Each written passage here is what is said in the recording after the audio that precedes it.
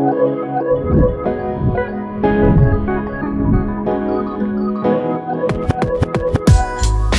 right, our guest today is John Walner. John is a partner at Walner Law, Chicago-based personal injury law firm. I've actually known John for a couple of years now and gotten to work on several projects and in Chicago and expanding out to Arizona and working on another startup, a legal technology startup that he's involved with. So John, thanks for being with us today. Thank you. Glad to be here. Tell us a little bit about the Walner Law journey and how you got here today. How we got to Fortunes is we're always learning to change our media, to penetrate the market better, to always increase our client base, and to grow. And we started out in the Yellow Pages. My dad had started this law firm in 1961, and he grew it through Yellow Pages or published directories that people get, the consumers get in their homes, for the big book in Chicago that goes to all 6 million residents and then in your neighborhood books. And then in 1979 or 1980, Walner Law branched into Harvey L. Walner Associates, my father, who started the firm in 1961, started advertising on TV using a spokesman, John Madden, who was a famous football coach. Mm-hmm. And then he became an announcer later in life. Right. And the consumers loved him because he was like the real man, down, dirty and gritty. And he seemed to be liked among all across the races and ages in the Chicagoland area. Then my father went to a more generic ad that was maybe used in New York, California, just with him being inserted into the ad. And then we went to making television ads with more generic, single issue, one party, maybe doing a voiceover talking about a particular issue. And Harvey Walner and Associates at the time, that was her name. Now you changed it to Walner Law. Right. Obviously, you've given us a new logo, a new look, new colors, new shapes and dimensions and size of the ad. And also you created a logo.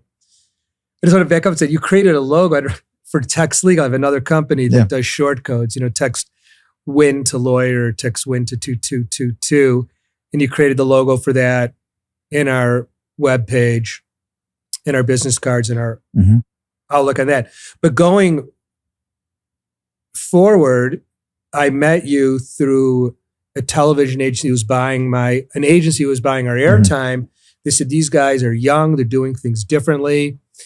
They're making their TV commercials and web pages different than any other firm out there for the legal profession when you come meet you. And that's how we came to be connected. Walner looking to stand out in the market, do something new and different and more genuine. Right. That's great. So more just with you and just your background in law. And so obviously I know there's this history woven in from your dad starting the firm. How did your dad end up as a lawyer? Because it seems like that decision now has a generational impact with you and your kid. How did he end up as Harvey L. Walner? First, I love that question. No one has ever asked me that question before, but I do know the story, the answer to that question. And thanks for saying it. I've never got to tell anyone this. That's what we're here for. He was from a very poor community. He lived in the dining room in a 1-bedroom apartment at 430 South Costin, which is now a rough area of Chicago, a very dangerous area of Chicago. And he went to Sumner Grammar School, Austin High School, and then he moved to the Rogers Park area. He was selling what was then, there was no air conditioners. He was selling air conditioning and heating products for a guy named Seymour Blum, who himself was a lawyer. And since my dad's mother died when he was 4 years old, my dad's father spoke Yiddish and Polish well, but he had my dad in terms of he was a wholesale clothing salesman. He sold clothes to the consumers on an installment basis. And my dad would always run with him and interpret into English for him. Wow. So his father was always working, no mother. And a guy named Seymour Blum, he started working for, selling things and doing other jobs for a man named Seymour Blum. And Seymour Blum says, I think this isn't going to help you selling air conditioning for me.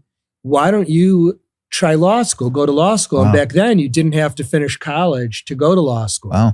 He had been to something called Wright Junior College because just like today, he had when you find people in disadvantaged communities, everyone has to contribute in the household, right, to make money and to survive. Exactly. Yeah, right. This is how it was. And so Seymour Blum gave him the impetus to go to law school. He went to DePaul Law School and he graduated there in 1961. But if it wasn't for this man, he would never, the thought would have never crossed his mind because obviously his father never went to school. He was a victim of the pogroms in Eastern Europe and fled Poland for the United States and to join his family. So my dad was an only son because only child because his mom had died when he was 4. Right. Wow. So no one was going to school back then. That's amazing. So obviously you have this family legacy and I want to touch on that later because I think that's fascinating, especially for me as having younger kids now of like what the future looks like for Fortress or any of my companies and like what that looks like. But like what inspires you, motivates you? Like what gets you out of bed? Well, I just want to continue with this conversation because so how did I go into law though is the real question, how we got here today to even be together. Right. He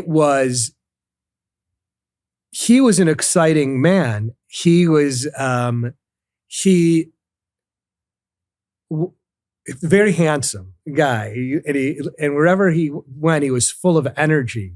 Right. And he loved what he was doing. And in the beginning, for me as a kid, I was maybe in 3rd grade, he represented some Chicago Bears. He represented Roland Harper and Dick Gordon. Wow. And he worked out, he had a heart valve replaced in 1968. And he was working out at this Lawson YMCA with a guy named Dick White, who was a Detroit Lions safety or defensive back.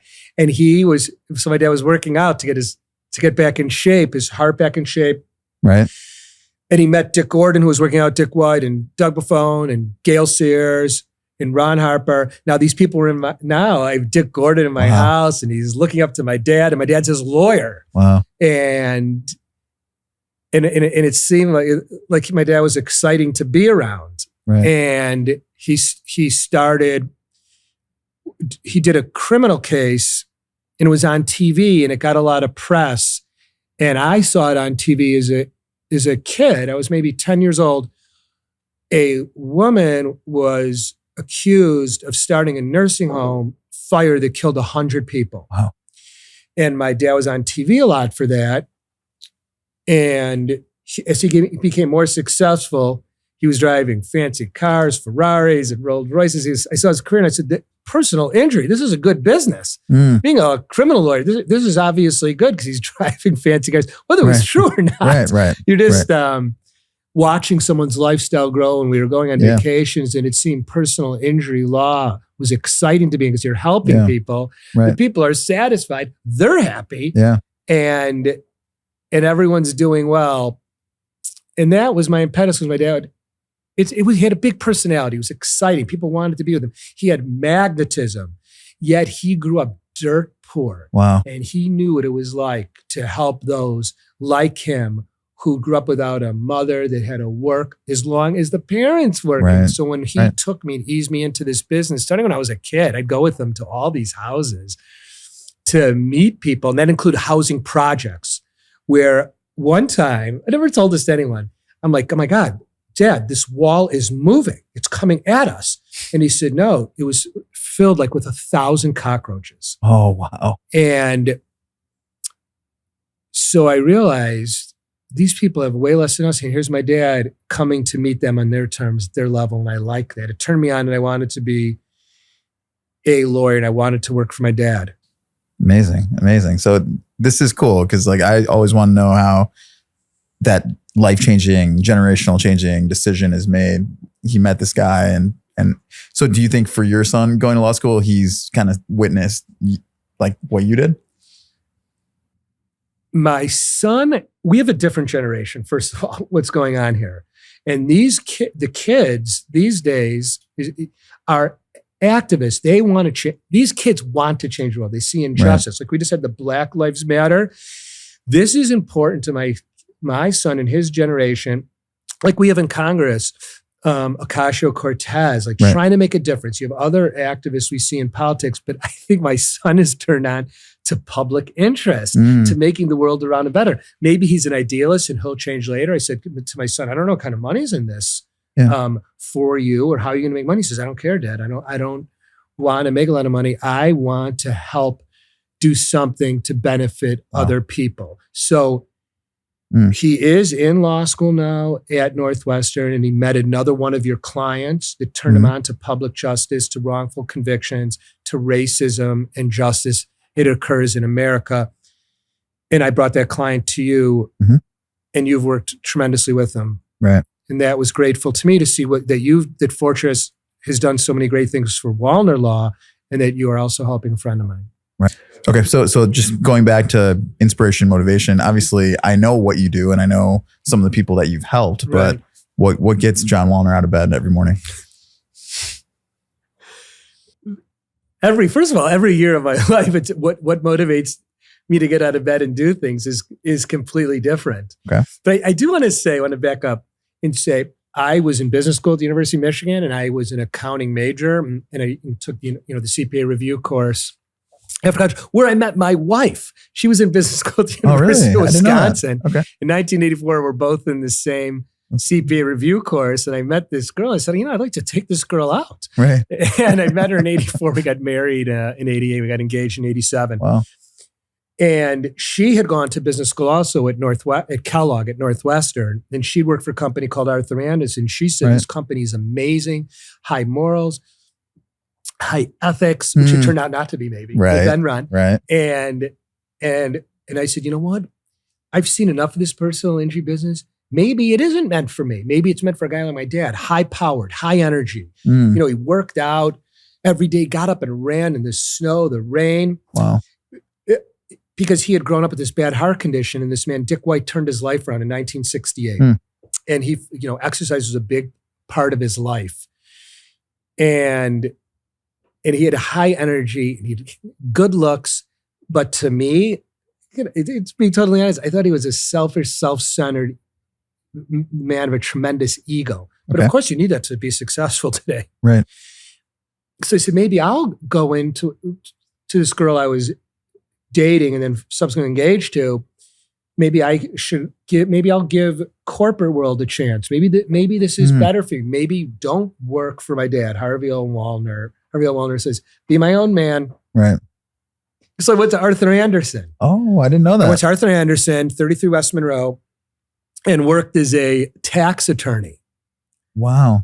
I didn't know that. Yeah, I worked as a tax attorney, and I work for my first job was working for a jeweler that's in shopping malls and doing their state tax returns. And then I was, and it was a lot of young people. We were in Carroll's. We had a group leader. We had a lot of deadlines for taxes. They didn't have a lot of leadership, like telling you what to do. You had to rely on the kids you were working with. Arthur Anderson had a philosophy is you make your own money. We're not going to tell you what to do, how to do it, how fast you do it, but you are your own boss. You got to create everything. And here I am in a foreign field, although I was an accounting major in University of Michigan Business School. I didn't know how the business worked of accounting. So, and I felt like I was sitting in maybe 100 Carroll's on one floor in an open space working on tax returns. Although I had to go to the client and meet with them and go over, their material for Arthur Anderson to perform a correct review for them.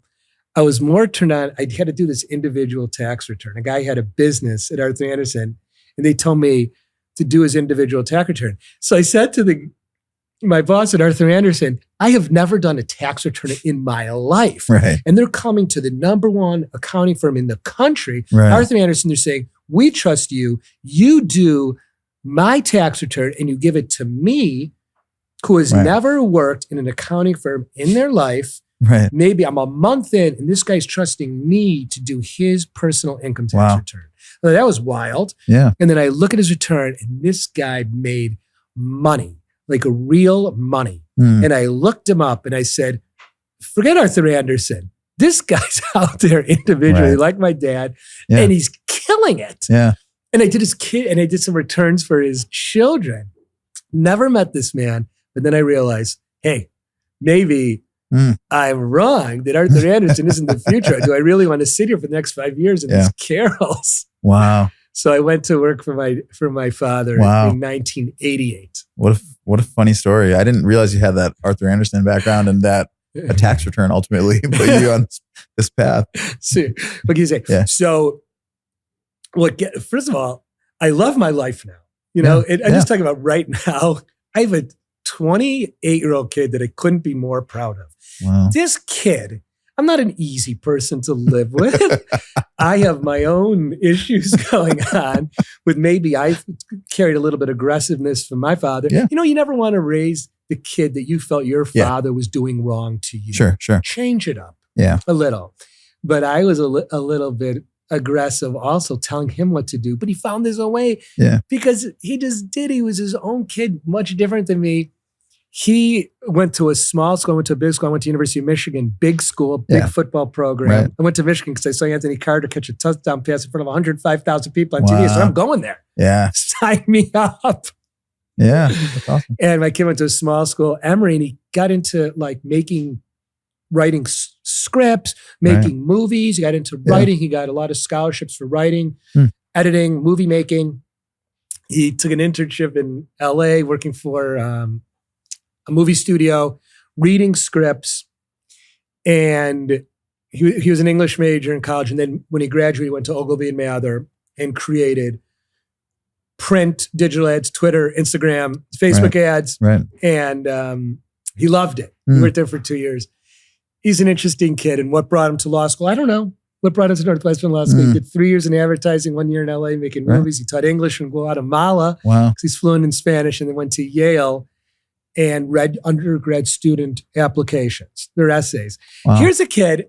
I've never majored in English. I was more of a business-oriented, more goal-oriented person. I don't have the artistic ability. Sure. I'm not a relaxed guy. I'm not chill. And I have this chill son and who's cool. And I don't have his coolness or interest. Yeah. And then I have a 25-year-old that's majored in film at Tulane University. And he's working on a show called Paper Girls right now about 4 girls with superpowers being filmed by Amazon. Wow. He was on 2 seasons of The Chi. He was on Empire and Fargo. Wow. As a production assistant, I don't know where he got this from. Wow. You know, being a lawyer, maybe. You know, but she's also rules, you know, business school, finance, graduate school at Northwestern, more in finance, numbers, transactions, documents, loan documents. And here I'm a lawyer following the Constitution, the statutes, the rules promulgated thereunder for the benefit of our people.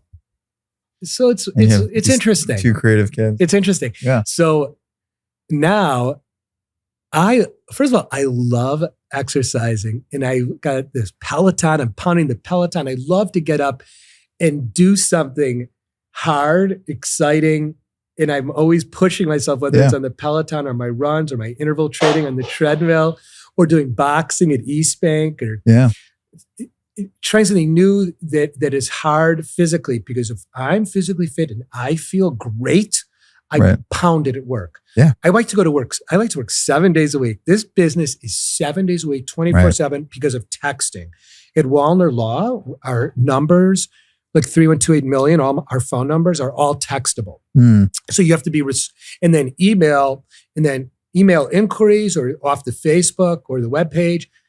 You have to be responsible, but I love it. And we have an app on my phone where I can get they're really calling the officer, but they're hitting my cell phone. I love to solve their problems, get into different kind of cases, But I do want to say, and this is crazy. I don't know if this is in your life.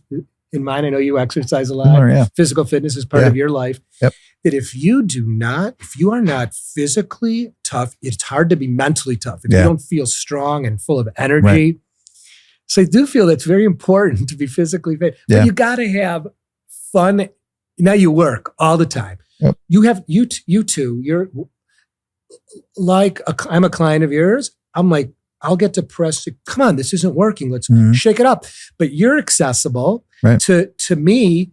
You love to text back too, or email back and say, "Walnut, I want to try this, John. Let's try this in Arizona. Let's try this in Chicago. And I have an idea for you." But you're thinking ideas because I believe you are also physically fit and you have a lot of energy and you love what you do. I love what I do, so we're a good team. But you're always thinking about your client, which we appreciate. Believe me, this is trust in people. Walner, in my firm, Walner Law, we believe in people. We invest with people. We think it's important that we have long-term employees. And if we need a new employee, bring me your neighbor, your friend, your relative. I'd rather us grow as a family, that people are invested with us. And all our vendors who work on behalf of Walner Law, I want to like them.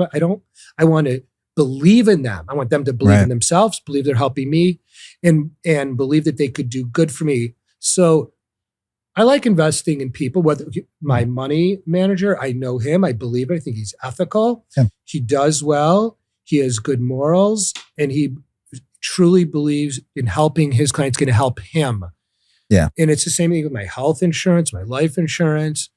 In my life, I believe in people, whether it's not good or it is good. But I find it to be better in life to look forward to talk. I do talk to you guys a lot because marketing is my whole life. Because marketing without sales, we're not making a living here. Right. And you got to always change. Yeah. But to answer your question, I look forward to exercising, wanting to get up, and I do look forward to attacking the world by taking on new projects. Oh my God, I never was in the phone number business before. I'm a lawyer. Right. And I was looking for a new phone number to get away from my father. He was 312-782-8550. What does that mean? Right. We got maybe a new number, a new logo, a new colors in my logo, a new look for our TV commercials. And Fortress has done all that for us. But I got into the phone number business. So I bought a phone number, 312 million. I'm like, wow, how much does that cost? $75,000. I said, $75,000 for a phone number? He goes, how many people would memorize that? I said, yeah, and it's textable. So then I thought, oh my God, there's competition. So I bought every area code 8 million. Then I bought them in Northwest Indiana, Southern Wisconsin. Then I asked if I can buy his whole company. And you bought it in Canada too, right? No, that's a short code. Okay. It's a short. So you asked to buy the whole company. I asked by the company to be involved in it, and he didn't want to sell. We put an investment group together. Okay. And I love this guy's name is Daryl Ferdinand. Great guy.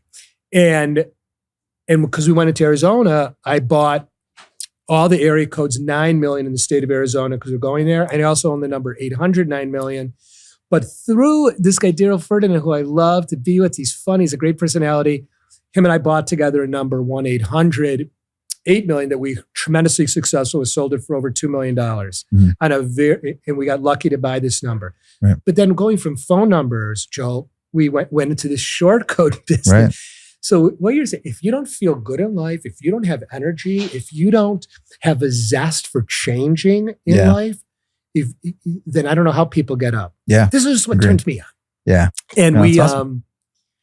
So someone said, you want to buy a short code. I'm like, what is a short code? Well, Walgreens, you get your prescription comes back, are you ready to refill? And it comes from a number 747484. Right. Well, this is injury. It translates to a number. Mm-hmm. And when you could put it into your cell phone and text hurt to injury, win to injury, crash to injury. So I bought it and I said, whoa, what if someone has lawyer, legal? And then it took me a year to find the person that owned lawyer, and we bought that.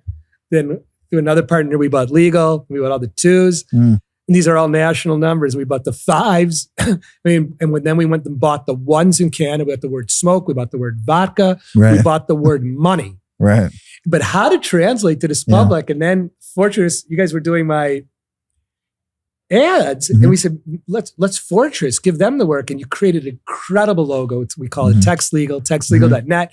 You created this crazy web page for us, videos, how-to videos that are incorporated into web page. So this excites me. Now I have business. I have a phone number business. I have a short business. I have a law firm in Arizona, and I have the Chicago law firm.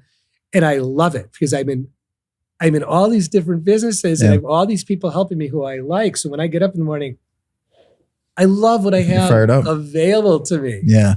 No, that's awesome. And that's what fires me up as business owner as well, is just every day is different. Got my hands in several different things and just building things. I think at the core of it, we're builders and we like to grow and market and tell our story. So talking about that vein of storytelling is there one case in your career that you felt like was the most memorable, or this is something that will live on and you'll tell stories about? Is there one case that stands out to you above the rest? I will say this. A man with 7 children, married man with 7 children, was hired to pick up dirt in like a dump truck where the back of it goes like this and the dirt falls out. And they told him, where to back the truck up. There's a big hole. And he's backing the truck up. The dump truck raises the dirt. The truck flips over and kills him. Wow. Leaving no father for 7 children. We proved that the guy backed him up way too far. That it wasn't stable around the edge. And we got his family a tremendous amount of money to support the children. But I would have to say, another case that changed my aspect and what personal injury law is and what it could do for the community is when I met a man who his cousin called me up. This man's cousin called me up and he said, my cousin got injured at work in what is called Lehigh Printing, was the biggest direct mail printing in the Chicagoland area. It took blocks and blocks up in Broadview, Illinois. And they'd mail a little card, $10 off your bicycle or, $5 off your DirecTV bill. And they made these little postcards. But in the assembly line was like a mile long inside this facility. And they're doing stickers one day and it sucked the edges off of the postcard into a vacuum system upstairs. And to keep the vacuum going 24/7, he was hired as an hourly worker from a janitorial service from a housing project, making $10 an hour right next to where he lived. He was a father of 2 kids, young children. He goes up, he's pounding to get these stickers moved so that there could be an air that would keep the vacuums going. He fell through it. He goes through a tube and his legs get sliced off. Wow. And I'm sitting in Loyola Hospital talking to him, looking at these kids, and it's coming near Christmas. Oh my God. So you have the dump truck, man leaves 7 children, and you have this man who has no legs, and he says to me, I'm going to be back. I love basketball. I'm going to be back. And the kids looked at him like, Dad's going to be back. He's no legs, just sitting in his hospital bed. Right. The wife is sitting there going nuts. She's crying and crying and crying and crying. He has no legs. And he's telling me he's going to be back and Dad's going to be there and provide for his children. Like, whoa, we got him and, over $20 million. So that changed my view on the human spirit. You think I have a human spirit to get up and live? This guy kept changing prostheses and he was mentally tough. I always tell people, you have no idea. I met a man, I was in the hospital, he had no legs. Right. And he never complained. He never complained once in the hospital. But when I was young, I forgot, I want to backtrack. What one case turned me on more than others was a case my father had. There was a drag race in Chicago, was big. Do you remember? I don't know if you remember. You had these contests, Smoke Daddy Long Legs versus Jimmy Fumes, whatever. And they go drag racing in Chicago, which was big back then. a clutch plate flies out of the car into the audience and slices our client's head off. Wow. Yeah. And the wife saw this, and it affected her emotionally, just seeing her husband die and see her husband die in this vicious way. It went to a jury trial, and I watched from the inception of getting the case, the pictures, the engineering, looking at what went wrong, how did the clutch plates come out of the car. I watched the whole jury trial, how they demonstrated through demonstrative evidence, which was not as sophisticated now. Now you're using videos, and the jurors now have like TV sets in the jury box, individual, and people consume so much on TV that to get the jurors' attention doing these short videos, everything's now visual to a jury. But back then it wasn't big, and they used a document in slides in a faster, more engaging manner. And in the courtroom, they had a huge screen, and they do these up close and personal pictures that were more sophisticated than slides that weren't even close to what we see now with animation in front of the jury. But that whole trial turned me on to advocating in person. It was like theater. You know, I did some theater in high school, I took an acting class. Like, you're really acting in front of the jury. You're trying to capture them and turn it to your point of view without screaming and yelling at them. So that was cool, the jury trial, how you could talk to the jury. Amazing.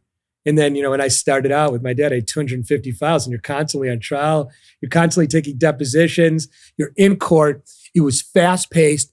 And then after a jury trial or a hearing, that you would meet together with your opposing counsel and have beers and laugh and have fun, like you're going crazy at each other. That's gone. Collegiality is gone in the law. You just never see a plaintiff's lawyer and defense lawyer mixing it up, having a good time.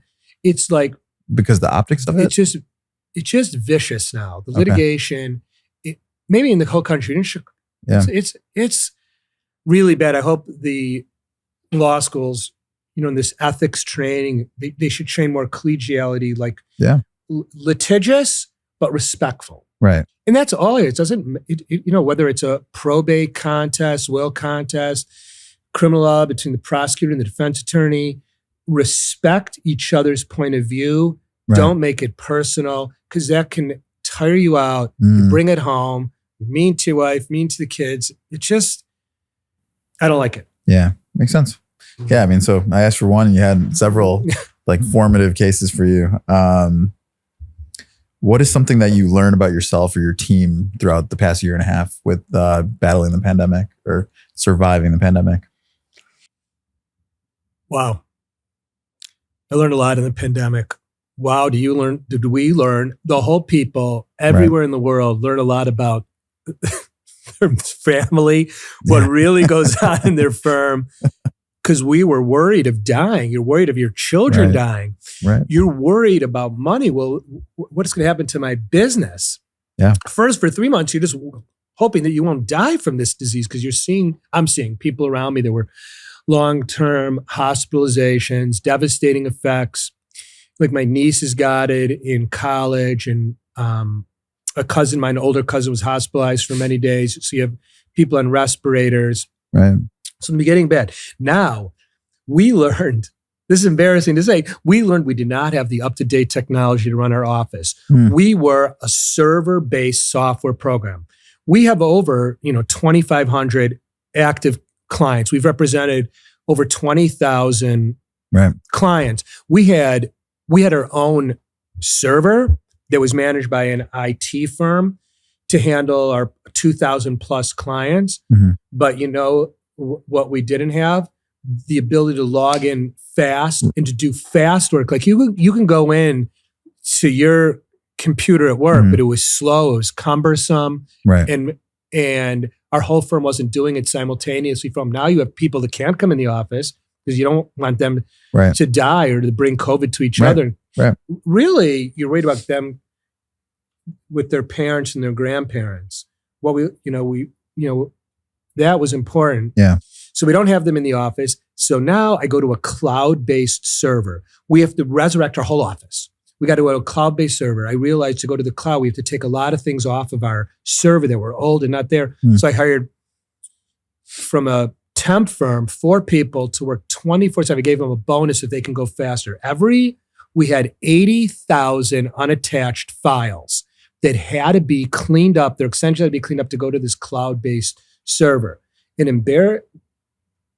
don't know if other firms may know this. I don't know about you. You have a higher educated, higher sophisticated workers that are here in your office. But that's not so in our firm. You have people that aren't college educated. Right. That are getting records, gathering investigations, police report, medical records, talking to the client, gathering what's going on in their life. But it's an essential part of our business to get records to further their case. Believe it or not, none of them had computers at home. Their computers were their telephones. Wow. There was a few had computers, but they had no printers. Okay. Then to use a cloud-based software system such as ours, you need ultra-fast internet speed. Right. Do you know that a lot of my employees didn't have the internet at home? They couldn't afford it. Wow. Could not afford it. Yeah. They may have had cable TV, but they didn't have internet. And their computers for their children were their phones. Now the kids, I don't know if the kids now were learning home. They were learning remotely. They wouldn't allow them back in the school. I know that story. So if the school provided them a computer, they weren't providing my clients a computer. I mean, my employees in a computer. Right. So we had to go out and buy a lot of our employees' computers. We had to set them all up with an IT firm for security and put all the systems on their laptops. I had to buy, it's so sad to say, but I had to buy my employees fast internet service so they could communicate with the office. Right. But we saw that you still needed to come to the office because we had a tremendous amount of paper files.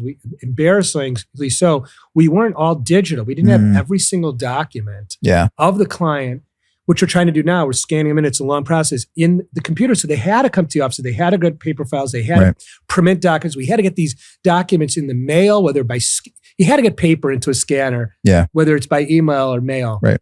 So that we had staggered schedules. So we go 6 days a week in COVID, spread them out geographically in the office. So we had employees come in by geography. We had to spend money, put plexiglass up everywhere. Right.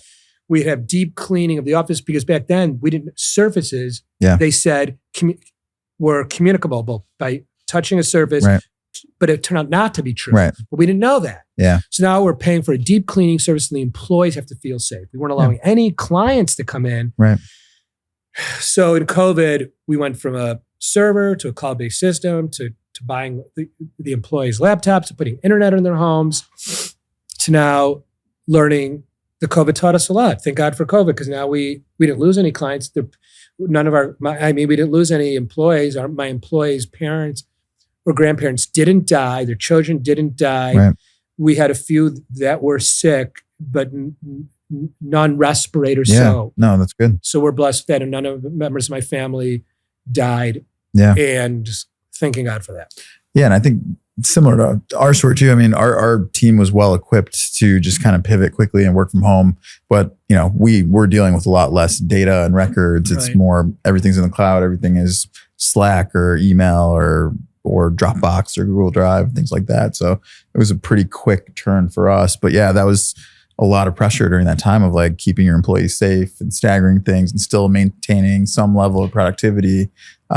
Definitely a challenge, but I do think some of those items are here to stay. So speaking of your employees, one thing that I find fascinating about your operation, and you touched on it in the piece that we shot earlier today, is just how long people have been there. Right. I mean, that's not normal, especially for us with a younger demographic of employee. I think they say the average millennial will have 7 jobs before they're 27. Right. And so like you've got people there 50 years, 40 years, 30 years, 20 years. So like 52 years. Yeah. So you're an accountant, right? No, my office manager, Josephine Atherton, worked for my dad starting in 1968. Wow. She's been here 53 years. So what, in your opinion, is the secret sauce to maintaining that level of employee longevity? First of all, it's hard. Like you said, we just talked about my son's career, from Ogilvy and Mather to being a teacher in Guatemala to working as a script reader in LA for Odd Lot Productions to now going to law school. And my little guy, my 25-year-old, it's the nature of the business, skipping TV shows. They have, but there, the long-term relationships, no loyalty. Mm-hmm. All my friends, you're talking about just my son, all of his friends that are 28 have had numerous jobs. Right. They don't care. Yeah. They have no loyalty to the employer.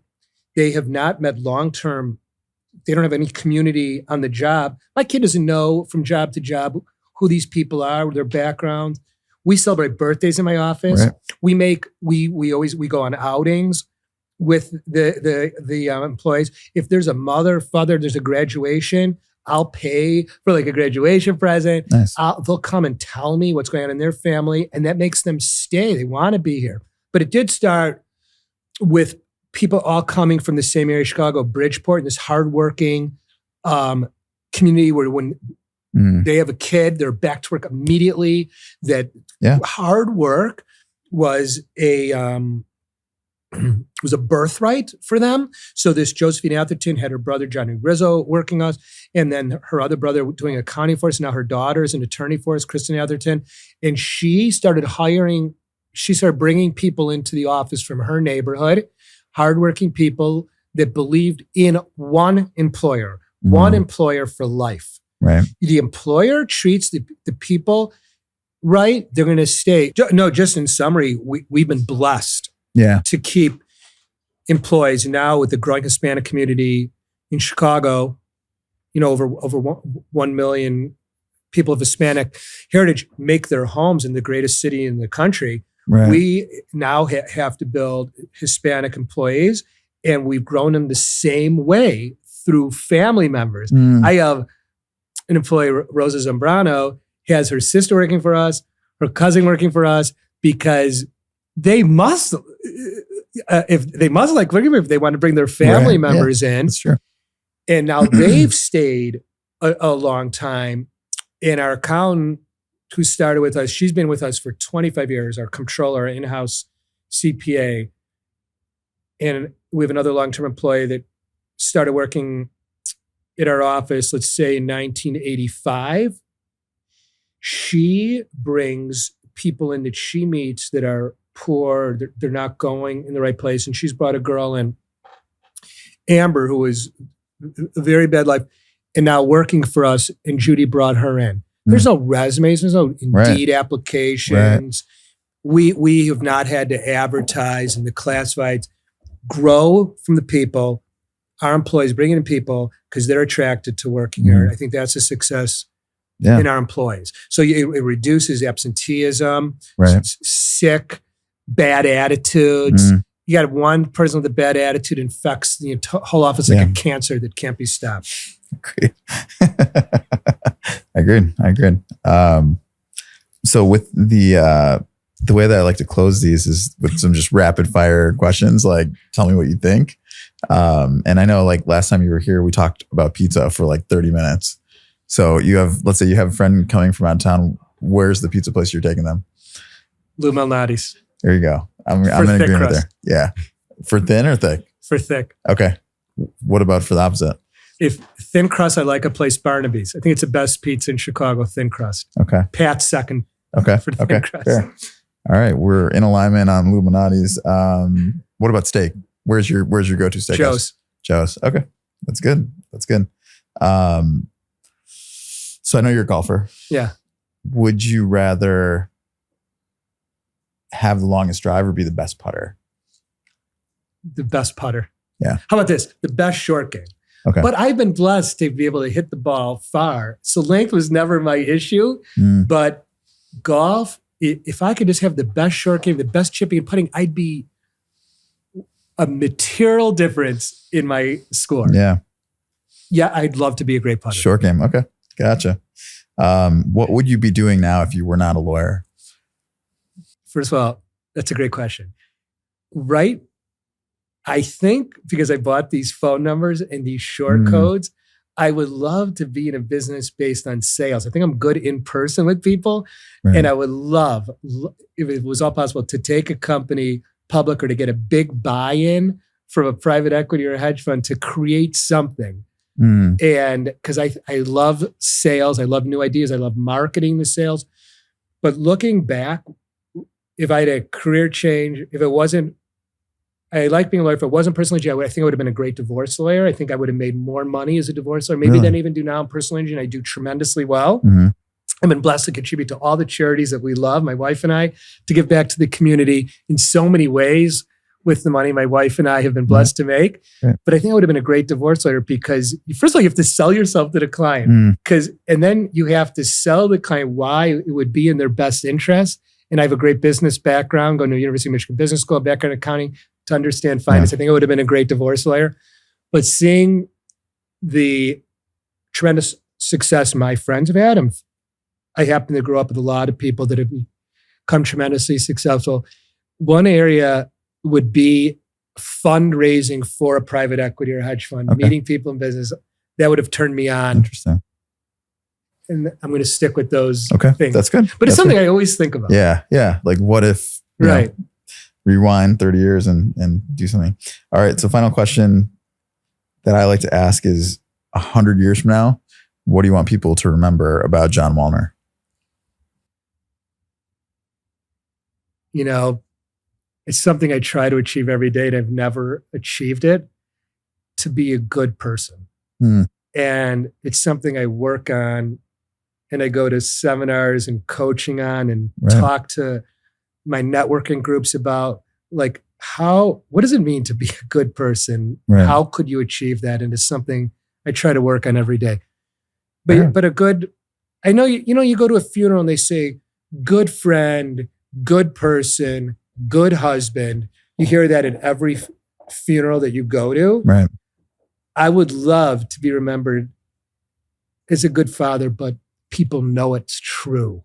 Right. You know, or a good person, but people know it's true. That's so hard. Authenticity. Yeah. And what people think of you can never, how they judge you, you can never understand or know, or the reasons why. Right. That's awesome. So thanks for the time. If people watching this, how can they get in touch with you? 312-8 Walner at walnerlaw.com. There you go. Cool. Awesome. John, thanks for coming. Thanks for coming. Yeah.